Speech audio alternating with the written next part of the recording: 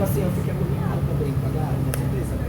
Mas, tipo assim, depois comecei a ganhar. Muito bem, pessoal. Aqui você tem o visual noturno, onde nós estamos em um ônibus de transporte coletivo urbano da cidade de Joinville, piso baixo. Observe aí que não tem degraus.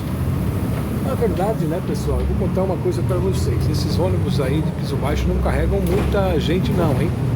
Porque existem vários locais onde, se você analisar bem, existe um mau aproveitamento do espaço físico dele, né? Observe aqui esses degraus, né, gente? É complicado ficar um passageiro ou em cima ou embaixo, porque você sabe aí que numa operação de transporte coletivo onde pode ocorrer alguma freada, passageiros podem ir ao chão, ainda mais se o ônibus não for um piso totalmente plano. Eu ainda prefiro os ônibus de piso alto, né, gente? Porque tem agora o elevador na porta central, né?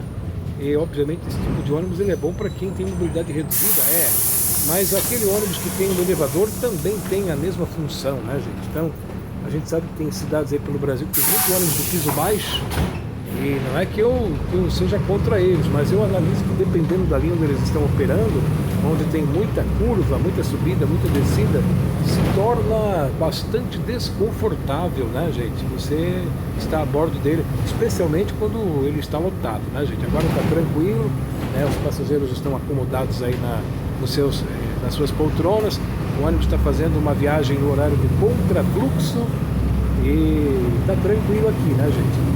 Mas para os padrões brasileiros, esse ônibus é considerado um ônibus de piso baixo. Mas o ônibus de piso baixo, de verdade, é aquele que é piso baixo em toda a extensão do salão de passageiros, né? E, portanto, não teria esses degraus aqui, né? Inclusive tem até uma plaquinha, né? Tinha até, né? Tem sim ainda.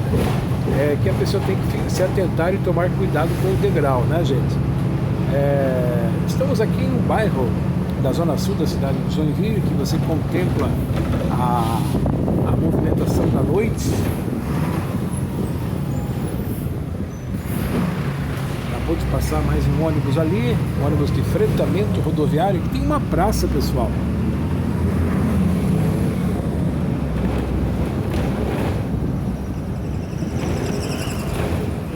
A praça é bonitinha, mas são pequenas, né? As praças de Joinville são bem pequenas, né? Nada que você possa comparar aí com Curitiba, com Belo Horizonte, com outras cidades, né? E temos também as mini praças, né? Essas são menores ainda, né, gente? Mas eu vou dizer uma coisa para vocês, é gostoso andar no ônibus de piso baixo, é tranquilo, né? Mas é aquela questão da praticidade, né? Eu observo aí que tem coisas aí que aparentemente são boas para o cidadão, mas quando você começa a analisar as coisas sobre um outro ângulo, você vê que é meio complicado, né, gente? Então, no ônibus com piso baixo, se alguém está nessa parte mais alta, o ônibus freia de repente, se o passageiro não estiver se segurando bem, ele cai lá embaixo, gente. E a queda pode machucar a pessoa bastante, né? Ao contrário de um ônibus que tem o piso totalmente plano, né, gente? São coisas assim, né, do dia a dia. Essa política de colocar o ônibus de piso baixo no Brasil, ela veio do governo, né? Começou lá no governo federal, as prefeituras, né? E a gente sabe que tem coisas que deveriam ser pensadas 2, 3, 4, 5 vezes antes de serem colocadas em prática, né, gente? Porque cada país tem a sua peculiaridade, cada país tem a sua cultura também, né, gente? É a mesma coisa que você colocar aí um ônibus grande desse em países onde sabidamente o micro-ônibus é a melhor alternativa, né? Porque as condições topográficas de muitos países vizinhos nossos, aí como Bolívia, Peru, são condições muito complicadas, não tem como colocar um ônibus grande como esse. Então, durante muito tempo ainda, o Peru, Bolívia, Venezuela vão usar em grande quantidade o que chamamos de micro-ônibus. E, da mesma forma, eu digo com relação aos ônibus de piso baixo, né, gente? É complicado isso aí, gente. E tem cidades aí que estão infestadas de ônibus de piso baixo, né? São Paulo é o maior exemplo. E é pior ainda, porque São Paulo tem as portas dos ônibus, né? É uma bizarrice isso, né, gente? São dos dois lados, gente. Quer dizer, que tem menos espaço ainda, né, gente? Menos espaço ainda para o usuário poder viajar de uma forma tranquila e segura. Até eu acho curioso que os ônibus de grandes cidades do mundo, como os de Nova York, por exemplo, tem duas portas, né, gente? Tem a porta central, que nem essa aqui, e a porta dianteira. E ali na parte traseira não tem porta, né? Não consigo entender. Londres também.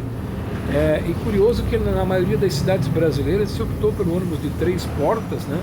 Mas é também uma outra questão, né? O ônibus de 3 portas diminui o número de assentos no interior do coletivo, né, gente? Sem contar aí os espaços vazios que são gerados por causa do espaço para cadeirantes, né? Como esse aqui que você está vendo, e que na maior parte do tempo fica sem usuários, porque são poucos cadeirantes, né? Até eu entendo que o cadeirante deveria ter um transporte coletivo especial, diferenciado. Aqui temos esse transporte, que é o transporte eficiente, que leva cadeirantes e pessoas com mobilidade reduzida, mas deveria ser ampliado, e bastante, né? E ao mesmo tempo uma política nacional de transporte que fizesse realmente com que o ônibus tivesse uma boa capacidade de transporte, preferencialmente com a maioria dos assentos, né, duplos dos dois lados, como era antigamente, né, gente? Aqui nós temos aí fileiras de assentos duplos dos dois lados, né? É esse tipo de assento que eu queria ver aí nos coletivos de todo o Brasil, né? Mas apesar disso eu observo que são situações assim que a gente vivencia no dia a dia, e a gente vê que muitas coisas que a lei faz que sejam cumpridas, né? Os políticos inventam as leis e a indústria tem que cumprir, as empresas têm que cumprirem, mas tem muitas leis que são aplicadas que, quando a gente faz uma análise bem profunda de cada situação, a gente observa que realmente é algo a ser revisto, né? Muitas leis deveriam ser revistas no país, né? Como, por exemplo, aí essa reforma da Previdência, feita mal e porcamente no ano de 2019, a reforma trabalhista, que melhorou algumas coisas, mas piorou outras, e que foi aprovada lá no ano de 2017, e lá se vão 8 anos, né, gente?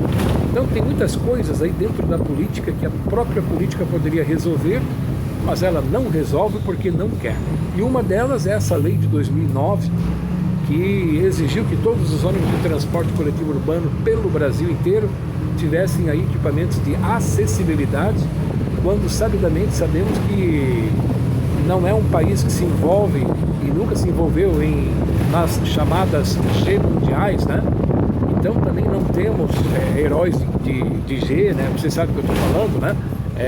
Então, quer dizer, é totalmente desnecessário você ter que exigir que uma frota inteira de ônibus metropolitano, urbano, tenha que ter esses equipamentos de acessibilidade, né? Porque é isso aí, geram espaços vazios onde pessoas poderiam estar confortavelmente sentadas, né, gente?